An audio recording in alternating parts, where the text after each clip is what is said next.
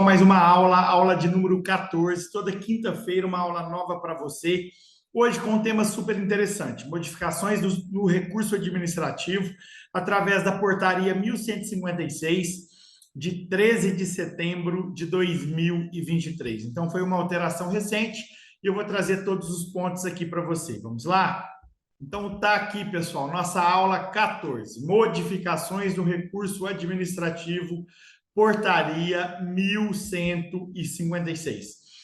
Para você que ainda não nos segue, e se inscreva no nosso canal aqui do YouTube, para que você seja notificado de todas as aulas, e nos siga no Instagram, para que você receba informações diárias sobre prática e atualização previdenciária. Além disso, lá no Instagram, você vai na bio e pega o material dessa aula no nosso Telegram.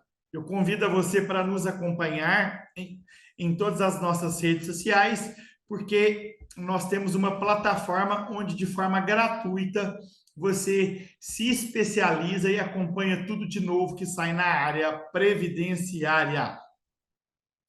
Então, pessoal, é isso aí. Essa portaria 1156, de 13 de setembro de 2023, ela foi publicada no dia 14 de setembro.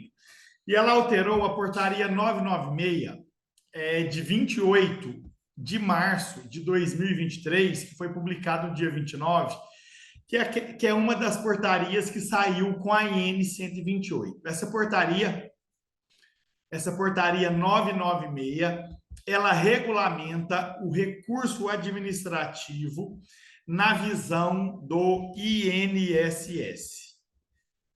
Na visão do INSS, e aí é o que eu vou trazer aqui para vocês. Então, pessoal, vamos lá, aumentando o material aqui para que fique bem visível para vocês, né? Hoje nós estamos no Word, porque se tiver qualquer alteração eu já faço aqui.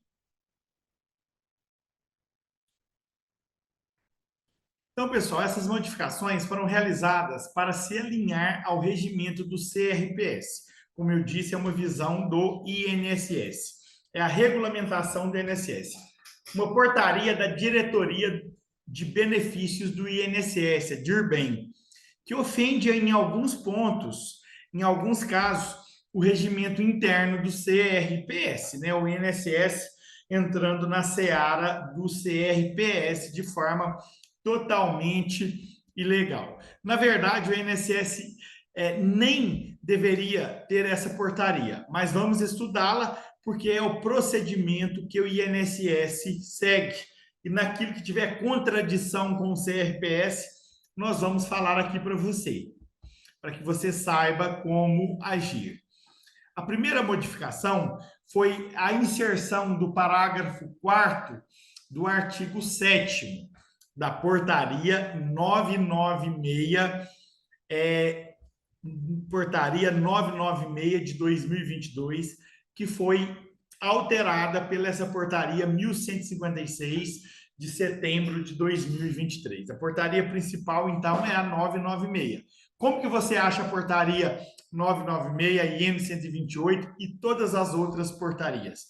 Porque essa 996 regulamenta o recurso, tem aqui regulamenta a revisão, tem aqui regulamenta o processo administrativo, os benefícios, os acordos internacionais. Ao todo, contando com a IN 128, foram 10 portarias que saíram lá em 28 de março de 2022, que regula todo o procedimento do INSS, salvo a questão do BPC, que é regulamentado por outras portarias. Inclusive, nós já tivemos aula sobre o BPC aqui. Toda quinta-feira, uma aula nova para você.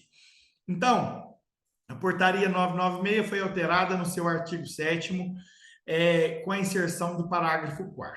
É possível a utilização de prova emprestada produzida em outro processo administrativo previdenciário do mesmo interessado, caso seja relacionado ao objeto do processo.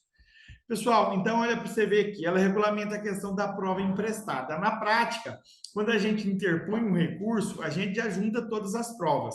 Se você quiser utilizar uma prova emprestada, você cita o número do processo. O ideal, né, como eu disse, já era ter juntado no requerimento administrativo, né?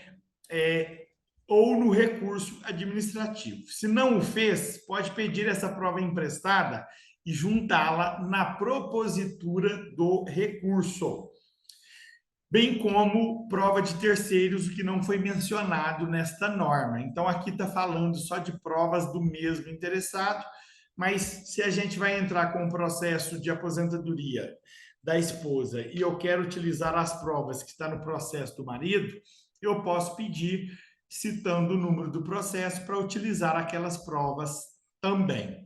Mas, como eu disse, na prática é melhor a gente pegar e já juntar isso no requerimento ou no recurso administrativo. Na seção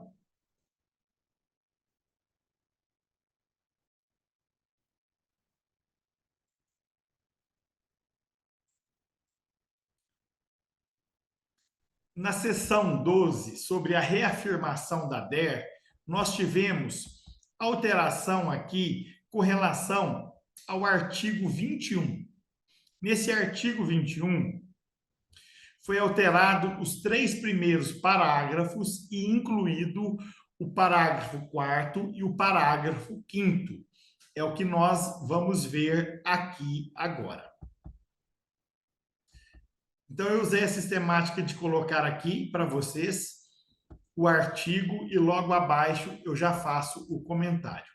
Então, artigo 21 caput. Quando houver apresentação de novos elementos no recurso, os efeitos financeiros deverão observar a data da sua apresentação. Pessoal, então isso aqui foi uma alteração trazida pelo decreto 10.410, lá de julho de 2020, que regulamentou a reforma da Previdência.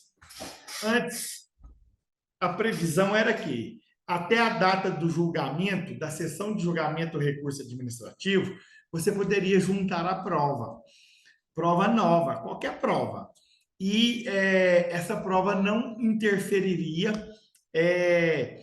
na questão dos atrasados. Se você ganhasse o recurso, você ia receber com pagamento desde a DER. Aí veio essa alteração para falar que, quando se junta prova nova, os atrasados começam a partir dali. Então, é essa alteração que nós tivemos aqui. A posição, só que a posição muito importante, presta atenção. Essa questão trazida pelo decreto, estabelecida aqui nessa portaria, ela se contrapõe à posição dos precedentes do STJ. Inclusive, o STJ está com um recurso repetitivo desde 2021, que é o que eu vou falar aqui para vocês. Na prática, o que isso significa? Significa que se você juntar uma prova nova e que ela interfira para reconhecimento do seu direito, e você perde os atrasados ali, você pode questionar somente essa questão na via judicial. Então, olha para você ver, é o tema repetitivo 1124, que ele veio para definir o termo inicial dos efeitos financeiros dos benefícios previdenciários concedidos ou revisados judicialmente por meio de prova não submetida ao crivo administrativo do INSS, se a contar da data do requerimento administrativo ou da citação da autarquia previdenciária. Então, esse tema é naqueles casos que a pessoa entra com a ação judicial juntando a prova só na justiça, não juntou no requerimento administrativo. Como eu já disse, precedentes do STJ, e agora vai ser definido por esse repetitivo, que retroage desde a DER, independentemente de ter juntado prova ou não. Acaba que, se esse repetitivo for a favor do segurado, vai implicar nessa questão também da disposição do decreto e da portaria, dos novos elementos juntados no recurso administrativo. Então, vamos torcer para que aqui dê certo, mas, de toda forma, se acontecer com você na prática, você já vai para a justiça, você já vai para a justiça questionando essa situação, citando aí os precedentes do STJ. Parágrafo 1º. Na hipótese prevista no caput, a análise deverá ponderar a caracterização dos novos elementos conforme dispostos no artigo 10 e 11 do livro 8º, né, que trata das revisões, aprovado pela portaria 997. Então, pessoal, o que significa esse parágrafo primeiro? Nem sempre o documento juntado depois é tido como novo elemento. Nós podemos aqui dar o exemplo para vocês dos dados do CNIS e das provas que não influenciam no julgamento. Então, se o dado já está no CNIS e você junta lá no recurso administrativo, não é tido como prova nova. Por quê? Porque já era de conhecimento do INSS.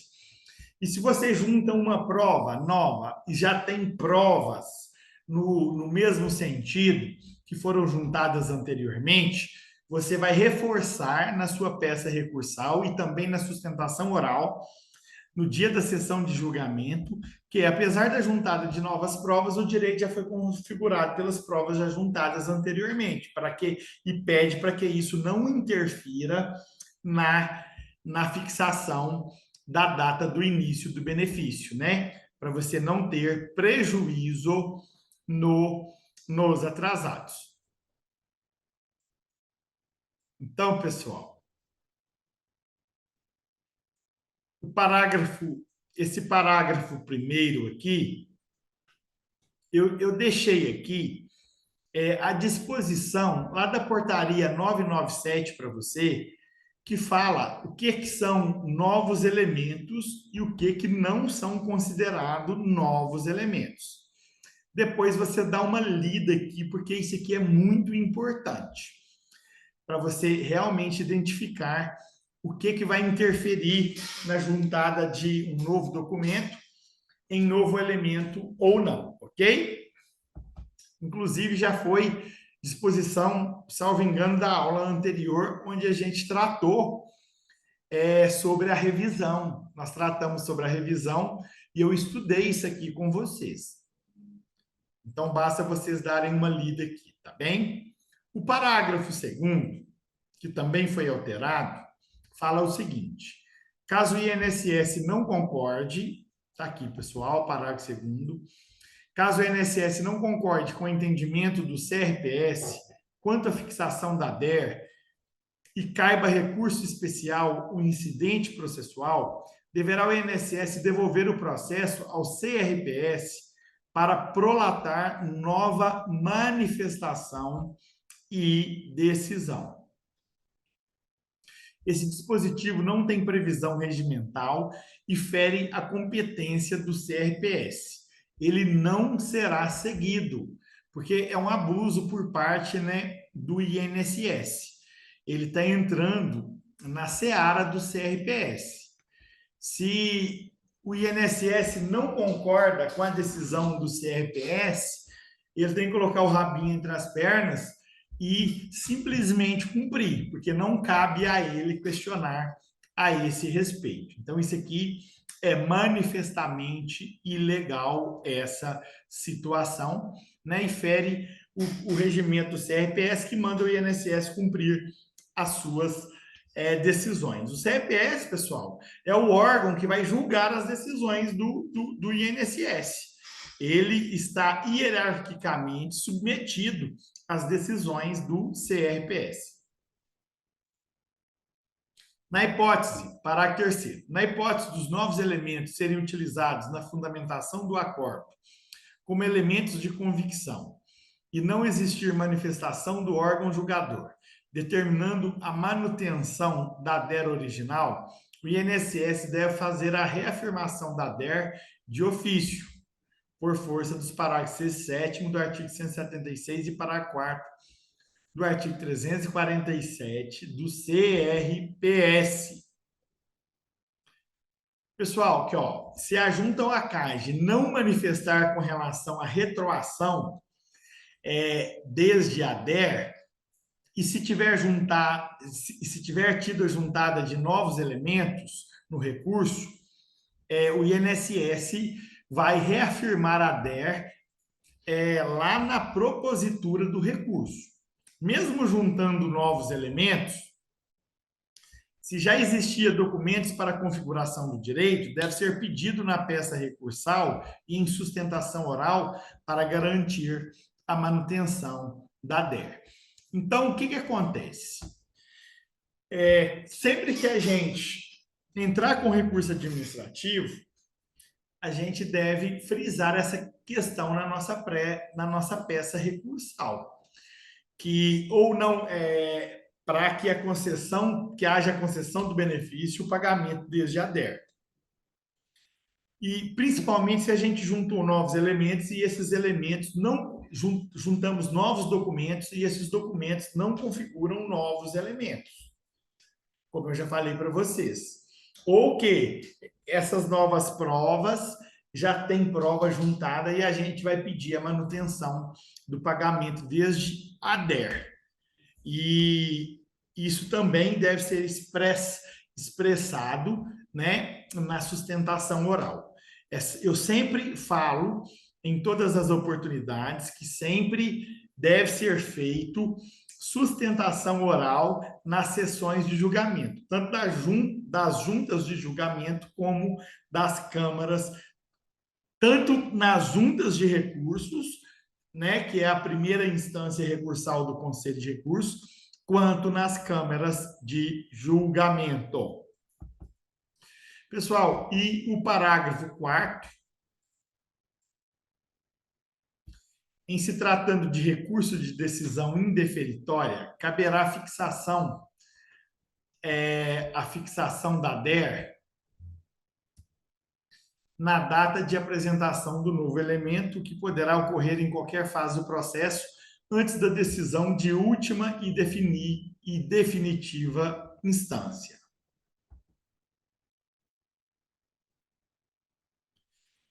Se o segurado perdeu o benefício, entrou com recurso na junta, perdeu e entrou com recurso na Caixa, e só lá juntou o documento, vai contar da interposição do recurso especial. Mas se ele junta depois da interposição, vai contar da data da juntada do documento. É isso que está falando aqui o parágrafo 4º. Em se tratando de recurso de decisão indeferitória, caberá a fixação da DER na data de apresentação do novo elemento, que poderá ocorrer em qualquer fase do processo antes da decisão de última e definitiva instância. Mas é como eu disse, né, isso pode ser questionado lá na Justiça, com precedentes do STJ e um repetitivo que está para julgar essa situação de apresentação de provas só na fase judicial. Se for favorável, vai servir, como se trata de um repetitivo do STJ, para vincular tanto a junta de recursos quanto o Conselho Pleno. Porque as decisões em repercussão geral, decisões em repetitivos no STJ e representativos de controvérsia na TNU, vinculam, né, são usadas e vinculam o Conselho de Recursos com a última alteração que nós tivemos no regimento interno do CRPS. Então, pessoal, dando continuidade aqui, agora nós vamos falar do artigo 22. O artigo 22 também foi alterado. Foi alterado os parágrafos 1º e 2º e revogado o parágrafo 3º e incluído o parágrafo 4º. Mas antes da continuidade, eu só vou ler aqui para vocês o parágrafo 5º do artigo 21. Ele por si já é autoexplicativo, e ele foi acrescido. O disposto do caput se aplica imediatamente, inclusive aos processos pendentes, na forma do artigo 381. Essas alterações são de setembro de 2023, né? Nós estamos aqui em 15 de fevereiro de 2024. Então, todos os recursos por se tratar de norma processual, as normas processuais, elas têm aplicação imediata em todos os processos que estão em andamento.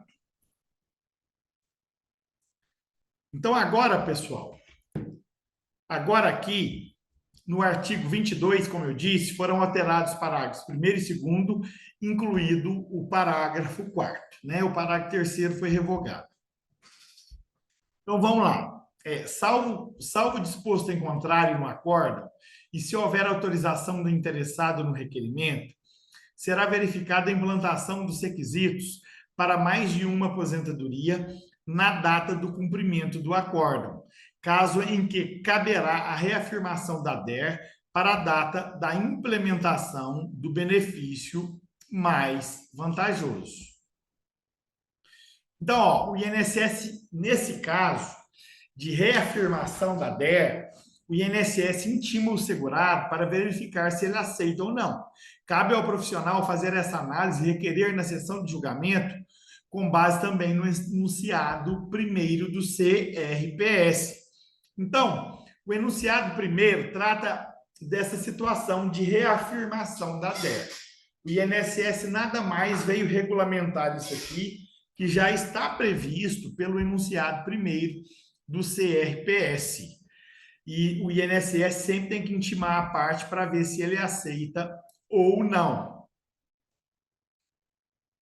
Parágrafo 1º. A reafirmação da DER somente poderá ser realizada até a data do cumprimento do acórdão. Aqui, pessoal, eu deixei aqui para vocês, aí vocês vão dar uma lida no enunciado primeiro do CRPS, ok? Com relação ao parágrafo 1º, já está no enunciado do CRPS e o INSS não tem competência para dizer o que o CRPS vai fazer. É como nós dissemos desde o início.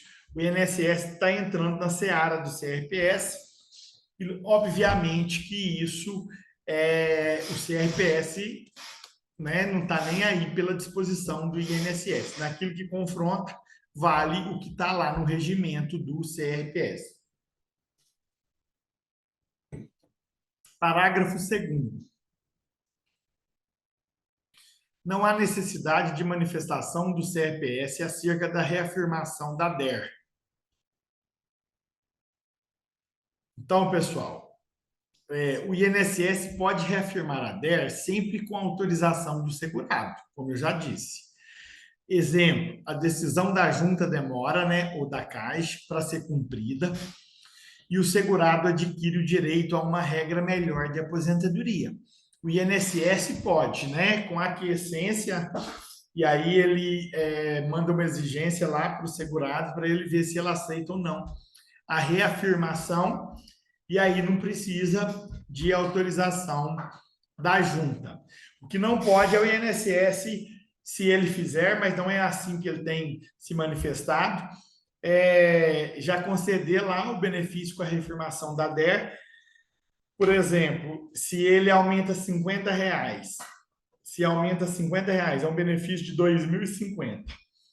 Mas o benefício anterior lá da DER é de 2.000 há um ano atrás, obviamente que o segurado vai aceitar o primeiro benefício para receber esses atrasados. Porque quantos anos que ele vai demorar para recuperar recebendo R$50 a mais? E se recuperar? Então é por isso, pessoal, que o INSS sempre intima no caso de reafirmação da DER, ok? E para a gente finalizar essas alterações aqui, o parágrafo 4º. O disposto no caput não se aplica aos casos em que o interessado possuir um benefício ativo incompatível, situação em que deverá ser aplicado o artigo 71. Então, não tem reafirmação da DER nesses casos. Se já tiver benefício implantado, não haverá reafirmação da DER, que é a aplicação do ato jurídico perfeito. Pessoal, tivemos também alteração no artigo 23, ele foi totalmente reformulado, né? E agora ele está com 3 incisos. Artigo 23, inciso 1, 2 e 3. Eu vou ler aqui e comentar as alterações para vocês. Na seção da desistência do recurso. Em qualquer fase do processo, o interessado poderá voluntariamente desistir do recurso interposto, observados os seguintes procedimentos. Se a desistência for formalizada antes de qualquer encaminhamento ao CRPS, encerra o pedido, cabendo o arquivamento do processo e a respectiva comunicação ao interessado. Então, vai ser arquivado o recurso. Quando a manifestação se der após a remessa dos autos ao CRPS, mas antes do julgamento, aí o pedido deve ser encaminhado à unidade julgadora para ciência e não reconhecimento do recurso. Então, tem que esperar lá a junta ou a CAGE reconhecer essa desistência. E se o pedido de desistência ocorrer após a decisão definitiva, o INSS arquivará o processo, eximindo-se de cumprir a decisão. Muito comum aqui nesses casos aqui, quando tem decisão judicial. Pessoal, se tem um recurso administrativo, se entrar com decisão judicial pedindo o mesmo benefício, né, vai ser arquivado esse recurso. E o INSS, sempre que ele vai implantar o benefício, antes de cumprir a decisão ali do Conselho de Recursos, seja da Junta ou da Caixa, ele sempre verifica, está na norma, ele sempre verifica se tem interposição de ação judicial. Porque se tiver, aí já anula o recurso administrativo. Então, nós vamos encerrar essa primeira parte aqui, mas eu gostaria de frisar essa situação com vocês. Já teve caso que chegou cliente aqui que ele tinha entrado com recurso e o recurso demorou anos. Um advogado tinha entrado para ele. E ele tinha ganhado lá na CAGE, na última instância. E já estava em fase de implantação do benefício. E ele foi em outro advogado, o advogado foi e entrou na justiça. E aí, então, o INSS, ao invés de implantar o benefício dele, o INSS arquivou, mesmo ele tenha ganhado o recurso em última instância, né, tinha transitado em julgado, na hora da implantação, o INSS viu que tinha uma ação judicial, o INSS foi e arquivou esse recurso, arquivou esse pedido dele. E aí a ação judicial continuou e ele perdeu na justiça. Olha para você ver a seriedade dessa situação. Então, sempre tome muito cuidado com essa situação. Entrou na justiça, vai arquivar o recurso administrativo. Pessoal, a gente encerra a parte número 1 aqui e daqui a pouco nós vamos gravar a parte número 2. Um abraço.